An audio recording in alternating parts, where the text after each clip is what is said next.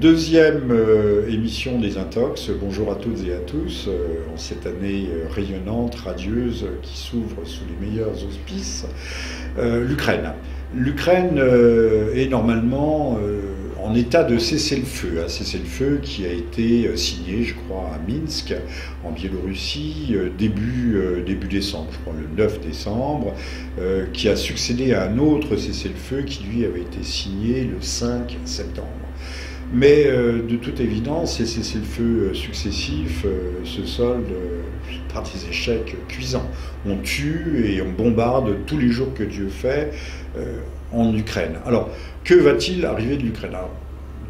On parle à la charnière de l'année et des fêtes de Noël, qui n'est pas le Noël orthodoxe, de la trêve des confiseurs. Là, on a la trêve hivernale, obligatoirement. L'Ukraine a besoin de gaz, a besoin de charbon. Ce charbon, ce gaz ne peuvent arriver que de Russie. Donc les choses vont rester calmes pendant quelques semaines, voire quelques mois. Quand je dis rester calme, avec toujours des morts à la clé, c'est-à-dire un conflit à bas bruit, de basse intensité, dont nul ne parle, vous remarquerez, mais ça c'est une constante, ce sera une constante de mes interventions, dont nul ne parle dans la grande presse, puisque la grande presse est muette, elle préfère nous parler de je ne sais quoi, de je ne sais qui, comme à son habitude. La guerre perdure. C'est une guerre.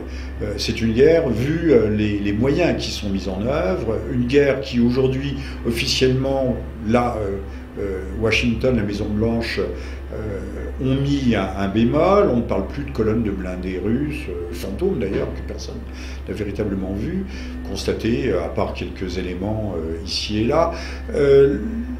On ne parle plus d'invasion par la Russie. Il y a un grand jeu diplomatique qui se conduit, mais où tout cela peut-il conduire véritablement ?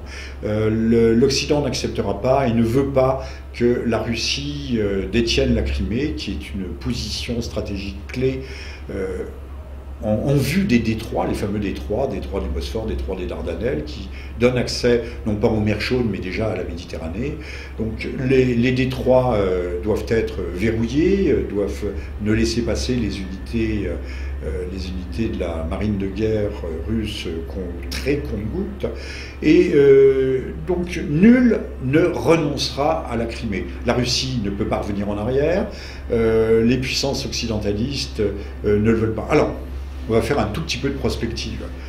Qu'est-ce que les choses vont donner ? Nous avons une guerre, l'État ukrainien est en faillite totale, la Rada, c'est-à-dire le Parlement ukrainien, vient de voter un budget, le budget de l'État, sans l'avoir lu, sans l'avoir vu. On a vu simplement M. Yatsenyuk brandir le budget en disant « alors vous votez ou vous ne votez pas hein ?» Puis c'est tout. Personne ne le connaît. Cet État en faillite, au bord du dépôt de bilan, comme la France d'ailleurs, achète pour 4 milliards d'armement. Donc vous voyez qu'on prépare la Seconde Guerre, la guerre qui va remonter, qui va revenir après un temps d'accalmie. Nous sommes peut-être actuellement dans l'œil du cyclone. Et je pense qu'il y a une chose qui est à craindre, soit la situation va continuer à pourrir, mais pendant combien de temps ? Mais elle ne pourrira pas éternellement.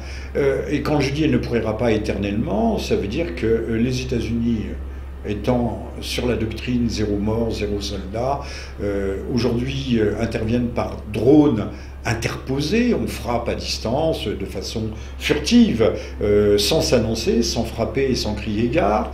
Mais les États-Unis, s'ils livrent une guerre, même une guerre bien entendu très limitée, qui ne sera pas une guerre mondiale, qui ne sera pas une guerre nucléaire, a priori, le feront par le truchement des Européens. Et notamment par le truchement de ceux qui, des membres de l'OTAN, de ceux qui sont le plus excités, les pays baltes et la Pologne par exemple. C'est dire que l'Union européenne s'achemine vers des eaux extrêmement turbulente dans les mois qui viennent. Je pense qu'il ne faut pas se faire d'illusions. Ce n'est pas parce qu'aujourd'hui on ne parle plus de l'Ukraine que l'Ukraine ne reste pas notre problème, l'un des problèmes majeurs de l'Europe pour les mois qui viennent, avec certainement, là je pense que, puisque Mme Merkel s'est exprimée sur la question, avec l'éclatement de la zone euro, à commencer par le départ de la Grèce. Donc en Europe, attendons-nous à une situation de ni paix ni guerre, en tout cas d'une drôle de guerre froide, mais qui pourrait très rapidement se transformer en guerre tout à fait chaude, et ne plus mettre simplement aux prises le Donbass, les russophiles de l'Est de l'Ukraine, avec les gens, les nationalistes ou ultranationalistes, et qui sont des nationalistes, encore faudrait-il définir le terme,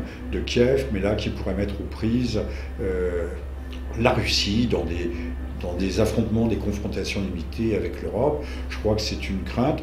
Tout cela dans un contexte d'effondrement économique et d'éclatement de l'euro. Voilà pour, non pas mes vœux, mais voilà ce que nous pouvons non pas prédire, mais prévoir peut-être pour 2015.